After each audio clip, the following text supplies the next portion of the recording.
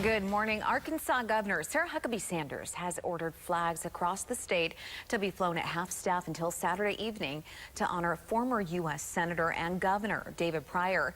He died at age 89 on Saturday at his home in Little Rock. Pryor will lie in state Friday, the state capitol during the day, with a visitation in the evening at a funeral home in Little Rock.